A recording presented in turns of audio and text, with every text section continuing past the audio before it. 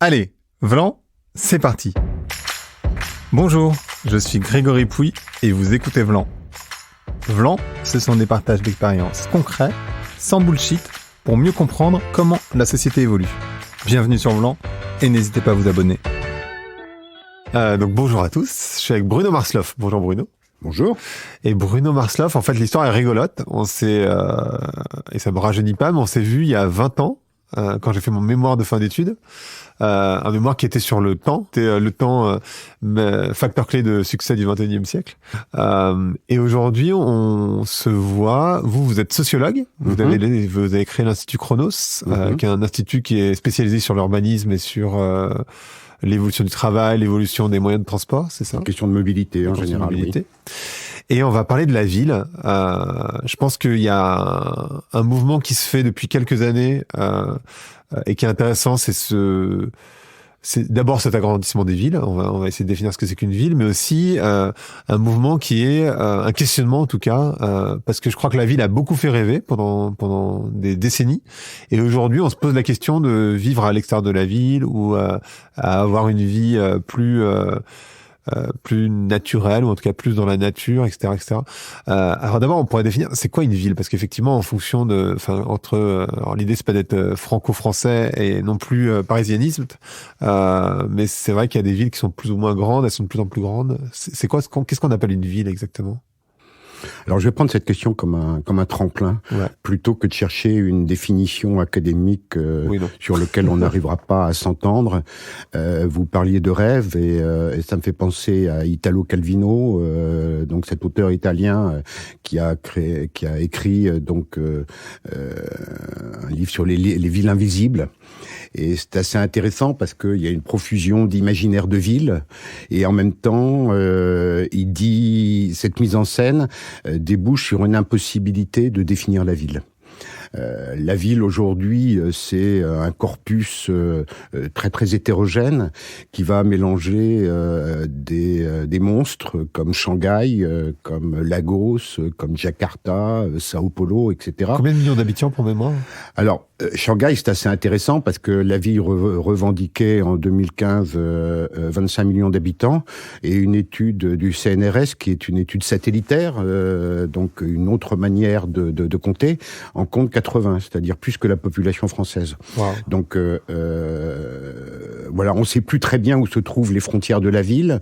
Il y a à la fois une migration dans le pays qui vide ses campagnes dans une logique qui est absolument fascinante, où l'urbanisation va plus vite que la démographie, et une incapacité en fait à maîtriser ce développement, et ce qui pose une question, ça pose plusieurs questions, et notamment y a-t-il une fatalité de l'urbanisation? Faut-il complètement vider les campagnes pour vivre en ville? S'agissant de la définition de la ville, il y a aussi le regard que porte Bruno Latour dans un ouvrage plus récent dans lequel il parle de Paris, ville invisible. Et il dit, en fait, c'est une question de posture. On n'arrive pas à définir la ville statique, mais il faut se mettre dans une posture de mouvement quand on analyse en fait les flux, quand on analyse le trafic. Et en fait aujourd'hui, peut-être que une des caractéristiques essentielles de la ville c'est sa dimension cinétique. C'est celle de l'hébergement de flux extrêmement intenses qu'on tente de réguler, mais qu'on n'y arrive pas. Et quand on dit ça, il faut pas simplement penser à nos trafics de véhicules motorisés, à la marche, tous les modes de transport. C'est aussi les flux d'autres populations, des touristes, des mafias, du commerce, et aujourd'hui, en fait, la question du flux domine la question de la ville. D'accord. Et on parlait tout à l'heure, en préparant, d'illusions et de désillusions autour de la ville. C'est quoi et des études que vous avez fait, hein, en particulier, mais c'est quoi les illusions autour de la ville, ou comment on parlait de cette accroche qu'avait fait la SNCF, qui était prendre le temps d'aller vite, qui est exactement, je pense, la problématique, c'est-à-dire on a tous envie d'habiter en ville pour aller voir son pote au dernier moment, pour profiter de cette expo, pour aller au cinéma, pour avoir tout accessible très rapidement. Et en même temps, on a cette injonction qui est complètement inverse, qui est oui, mais j'ai envie d'être proche de la nature, parce qu'on est de moins en moins proche, en particulier à Paris, qui est une ville qui est quand même construite sans parc, ou vraiment sans peu d'espace vert, hein, comparé à d'autres villes. Donc c'est quoi ces illusions, ces désillusions autour de la ville? Prenez le temps d'aller vite. Chapeau d'abord au rédacteur brillant qui a pondu cette accroche publicitaire pour le TGV, et ça date d'il y a maintenant plus de 20 ans, ou en tout cas à peu près 20 ans. Et c'est un oxymore, hein, on dit une chose et son contraire. Et finalement, est-ce que c'est pas le lot des citadins de gérer cette contradiction d'un besoin de ville apaisée, et en même temps de cette pression formidable qui est exercée par toute une série de déterminants, celle du travail, celle du numérique, les injonctions, des notifications de nos écrans, etc. Donc on est dans cette tension permanente. Et en effet, nous, chez Chronos, on réalise un certain nombre d'investigations, d'explorations, et puis d'études. Et on a récemment réalisé avec l'Obsoco, un institut d'études, un observatoire sur les usages émergents de la ville. Sur 4000 personnes en France et puis 3000 personnes dans 3 autres pays limitrophes. Et en fait, il y a en effet, d'un côté, les dystopies, les rejets. En fait, il y a le rejet de tous les excès. La ville est devenue tentaculaire et c'est cette ville-là qu'on rejette. En un siècle de temps, la ville a pris des proportions trop considérables et ingérables. Et il y a là quelque chose qui est insupportable, parce que derrière, il y a toutes les séquelles de cette ville tentaculaire, puisque plus elle est importante, plus elle définit des déplacements et des déplacements subis. Puisque plus elle est importante, plus on va avoir un écart conséquent entre, par exemple, le domicile et le travail. Mais aussi entre le domicile et les ressources de la ville, l'hypermarché qui est à l'extérieur, etc. Donc on est dans une espèce de configuration où, en fait, pour chacun, les azimuts vont se multiplier et se distendre, ce qui fait qu'on est à un moment où c'est insupportable. Et donc, tout ça va définir en fait une croissance des déplacements qui est ingérable. On voit bien que c'est un véritable défi pour les villes que de gérer ces congestions. Et en fait, les rejets se cristallisent autour de cette ville tentaculaire, puisque il y a une mesure qui est assez intéressante, c'est que un Européen sur 2, 48% en moyenne, et les chiffres sont les mêmes qu'on soit en France, en Italie, en Allemagne, en Angleterre, souhaitent résider ailleurs que là où ils habitent actuellement. Ce qui est quand même énorme. Ouais, c'est énorme. Et ce chiffre, en fait, décroît quand on va vers des petits bourgs, des petites villes ou des communes isolées où on descend à 25%. Et puis ça monte jusqu'à 70% et plus quand on est dans la grande périphérie parisienne où les pénibilités s'accroissent. Donc on voit bien que ces mesures disent le rejet de cette ville tentaculaire et de celle de ses excès. C'est trop. C'est trop de bruit, c'est trop de temps perdu, c'est trop de pollution, c'est trop de cherté. Donc la ville devient insupportable. C'est aussi beaucoup de solitude, non? J'ai l'impression... C'est énormément de solitude. C'est environ 44% de la population qui dit cette incongruité d'être seul dans la foule. Et c'est en effet là une véritable difficulté. Et peut-être qu'on peut l'analyser autour de ce que sont les utopies, puisqu'en face de ces dystopies que je viens de décrire, il y a il y a des utopies, en tout cas des perspectives utopiques, c'est-à-dire des envies d'une autre ville. Et elles se cristallisent autour de quelques éléments qui sont assez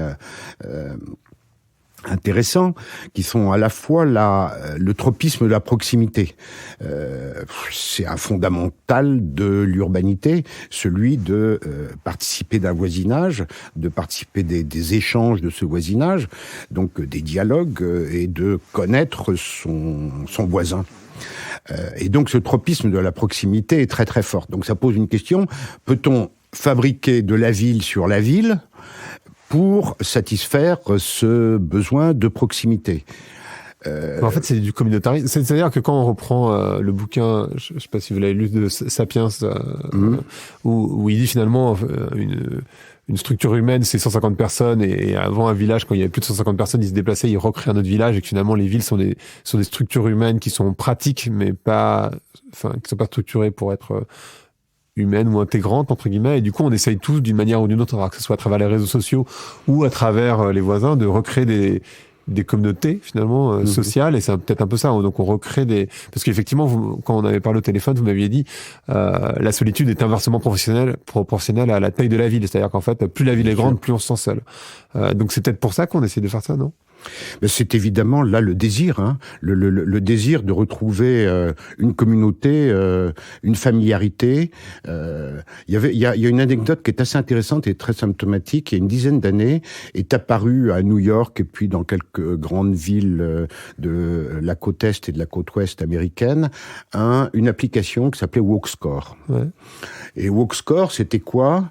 C'était permettre à des habitants de la banlieue, de territoires éloignés des centres, de revenir vers les centres, puisqu'il y avait une appétence là à revenir vers les centres de ville.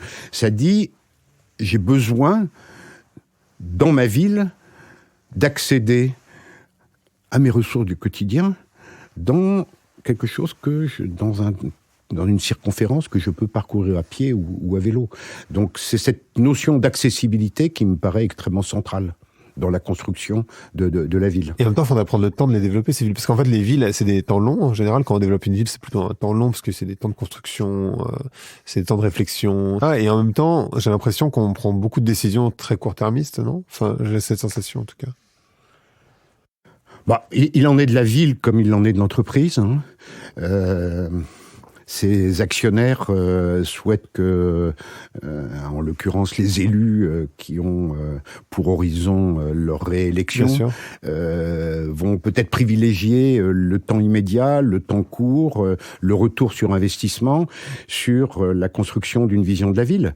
En fait, ce qui nous a vraiment interpellés dans l'étude que j'ai évoquée, c'est le hiatus gigantesque qui existe entre les rêves de ville, les perspectives utopiques de la ville, d'une ville apaisée, d'une ville plutôt nature. On pourrait y revenir parce que c'est essentiel. J'allais y revenir justement. Et d'une ville maîtrisée. Donc avec en fait une ville dont on s'aperçoit que l'inertie d'un siècle de Fordisme, d'une construction qui a été ce qu'on a appelé l'urbanisme fonctionnel, le Corbusier, où en fait façonner une ville, c'était répartir l'ensemble de ses fonctions et les relier par l'automobile. Ce modèle-là, il est mort, il est en impasse, on s'en aperçoit, et pourtant, on le fait perdurer. On a une véritable difficulté à rentrer là dans une rupture. Donc, encore une fois, oui, c'est important d'écouter les gens et de savoir ce qu'ils ont en tête. Et cette question, en effet, de la nature, elle est absolument centrale. Dans les 6 archétypes qu'on leur a proposés, les gens plébiscitent la ville nature de façon extrêmement importante. Mais ça existe une ville nature? Eh ben non, ça n'existe pas. Ça n'existe pas. Et Bordeaux, qui est sur un projet de Bordeaux Métropole, a acheté cette étude, nous a demandé de faire un échantillonnage et j'ai été la présenter en début d'année lors du lancement du programme Bordeaux Métropole de 2050 aux côtés d'Alain Juppé. Et à la fin, Alain Juppé a eu 2 remarques extrêmement intéressantes par rapport à cette étude. Il disait « Votre étude m'interpelle. D'un côté, il y a une demande que je ne sais pas satisfaire, que nous ne savons pas satisfaire, c'est faire la ville à la campagne et la campagne à la ville. Et pourtant, c'est une requête. Il faut se pencher sur les solutions possibles. Et puis, d'un autre, et ça rejoint notre propos précédent, il disait... vous avez mis le doigt au travers de cette étude sur quelque chose qui nous interpelle. Depuis même Chaban-Delmas et après, il y avait un horizon qui était la croissance de Bordeaux et avec un claim qui était le million, dépasser le million d'habitants. Ouais. Donc ça, c'était notre envie, notre désir. Objectif, Et on s'est aperçu que jamais ça n'avait accroché la population. Et ce que vous êtes en train de me dire, là c'est Juppé qui s'adresse à moi, c'est finalement c'est l'inverse de ce que les gens attendent. Donc comment en fait là apporter des réponses dans cette espèce de contradiction majeure d'une logique de modernité, de progrès qui voudrait de la croissance et manifestement en fait une demande extrêmement antinomique de la part des usagers de la ville. Mais non, mais et moi j'ai l'impression, alors peut-être que c'est dans mon microcosme à moi, mais qu'il y a une tendance à sortir de la ville, à s'éloigner de la ville, et on va revenir sur le travail dans un autre épisode, mais le numérique, ça permet justement de s'éloigner de la ville pour travailler à distance, potentiellement, et je vois de plus en plus de gens autour de moi qui, alors à Paris, qui s'extraient de la ville, donc ils vont à une demi-heure de Paris typiquement, pour vivre au milieu de la campagne, entre guillemets, mais reste quand même dans une certaine proximité, parce qu'une demi-heure, c'est pas non plus impossible. Enfin, ça reste faisable, on va dire. Et j'ai l'impression que c'est une tendance qui arrive. Bah, il est clair que c'est le travail va être le point d'ancrage d'une réflexion stratégique de l'urbain. Parce qu'on montait à la ville à la base. Enfin, c'était vraiment ça. Voilà. Alors, donc, pour revenir sur cette envie, on s'aperçoit que lorsque on a posé aux gens donc la question de savoir dans quelle mesure la taille de la ville influait sur leur acceptabilité, donc là on voit plus la ville est importante, plus le rejet est important. Et donc il y a des stratégies. Parce que, ceci dit, c'est pas facile de s'évader de sa résidence. Il y a tout un filet de contraintes qui nous retiennent dans la ville, ne serait-ce que celui des sociabilités qui existent quand même, des enfants à l'école, du conjoint qui travaille à côté, du fils étudiant qui n'est pas loin, etc. Donc en fait, on est pris dans les filets de contraintes. Ce qui explique que il y a une demande très forte de s'évader de la ville et une impossibilité de le faire. Donc en fait, il faut le réaliser autrement. Et donc le rêve, en fait, c'est de se fixer dans une petite ville à côté de la grande ville. C'est-à-dire à la fois avoir les aménités auxquelles on a été habitué et qui sont extrêmement positives d'une ville dans toutes ses dimensions culturelles, sportives, spectacles, détente, etc. Et en même temps, avoir les petits oiseaux et les fleurs tout près de chez soi. Donc voilà, c'est cette contradiction qu'on a du mal à résoudre et qu'on essaye de gérer. La question, c'est comment remettons de la nature à la campagne ? Et en fait, aujourd'hui, ce qu'on fait, c'est des façades végétalisées. Ça, les gens n'en ont rien à foutre. Ce qu'ils veulent, c'est des jardins partagés. La demande de jardins partagés, c'est 2/3 de la population citadine. C'est incroyable.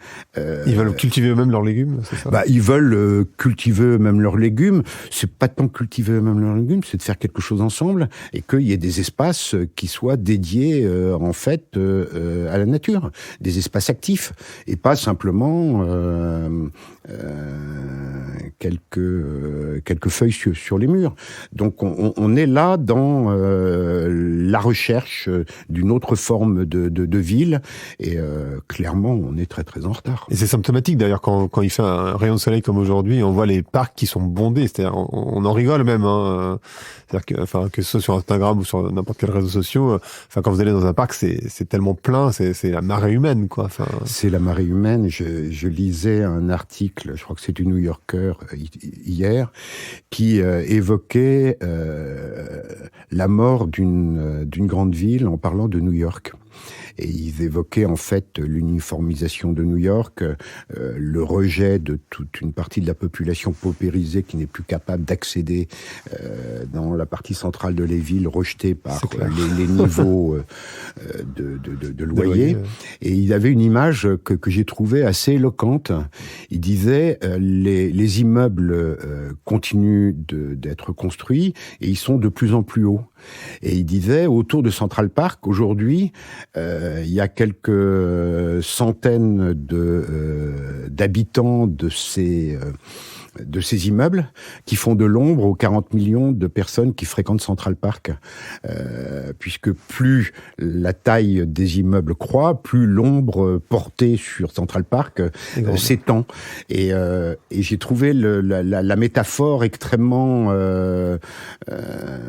puissante de dire cette espèce de différence de classe sociale, de revenus, qui est en train de s'immiscer dans la ville. Ouais. Aujourd'hui, il y a une espèce de crise qui traverse très très fortement les États-Unis sur ce qu'ils appellent des unaffordable city, hein, la ville inaccessible, avec le rejet dans ses marges de populations qui n'en ont plus les moyens, et donc une croissance bien évidemment des déplacements afférents. Et par exemple, sur New York, dans les 3 ou 4 dernières années, quand le revenu a augmenté de 10%, les loyers ont augmenté de 30%. Ouais. Et c'est quelque chose qui existe dans toutes ces villes et qui est en train de nous atteindre nous aussi en Europe. Et pour que les gens réalisent, parce que les gens pensent que Paris est cher, mais Paris est assez peu cher hein, pour une capitale. Cette tour, une des tours qui a été construite à New York, qui est l'une des plus grandes tours d'habitation, juste pour que les gens aient une idée, l'appartement qui est tout en haut de cette tour, donc Open House, c'est 100 millions de dollars. Le prix, c'est 10 000 euros de charge mensuelle. Donc juste pour que les gens aient une bonne notion de quoi on parle précisément quand on parle des prix de loyer à New York. Je ne sais pas si Paris échappe totalement à ce mouvement. Non, il est dedans, mais il est peu cher par rapport à des villes comme Shanghai. C'est suffisamment grave puisque pour que une récente tribune de la Fondation Jean Jaurès évoquait le terme de sécession des riches.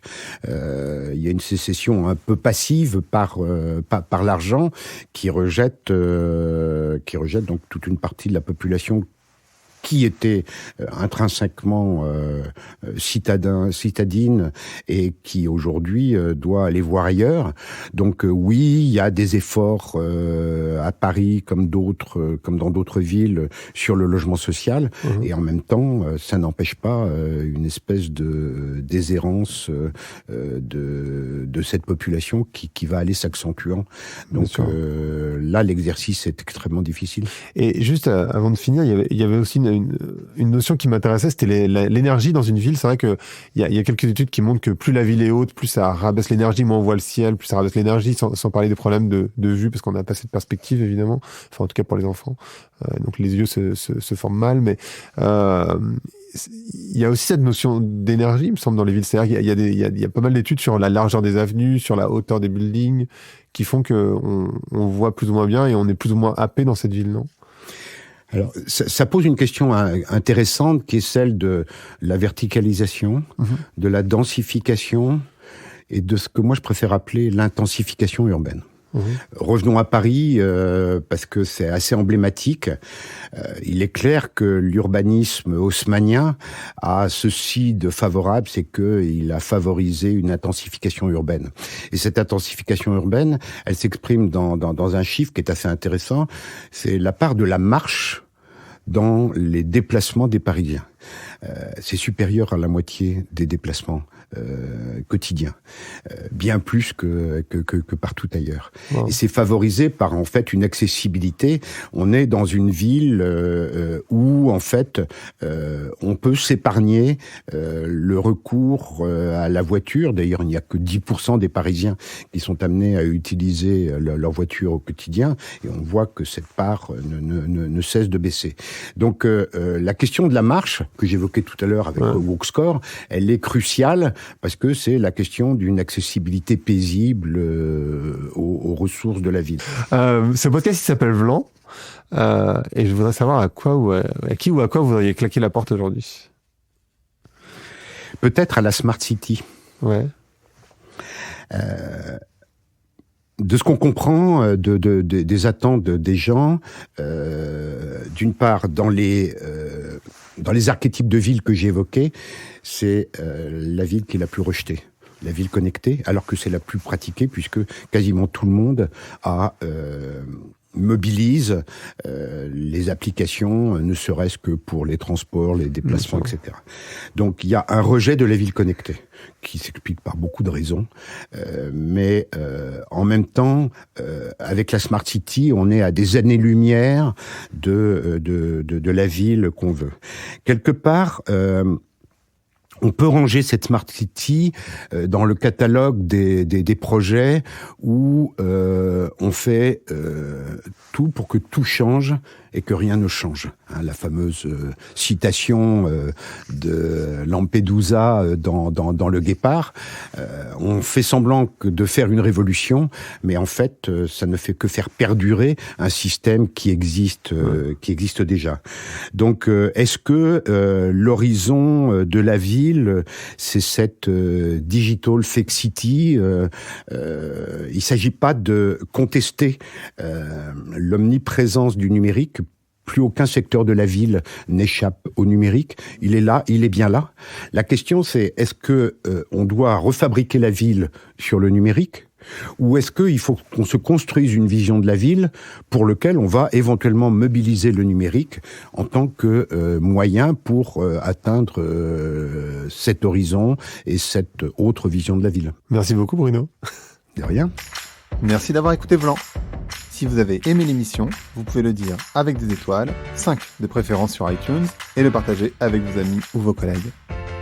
Je suis Grégory Pouy, vous pouvez me retrouver sur Twitter et LinkedIn sous le pseudo Greg from Paris. N'hésitez pas à me remonter vos remarques, vos questions, mais aussi les invités que vous aimeriez entendre.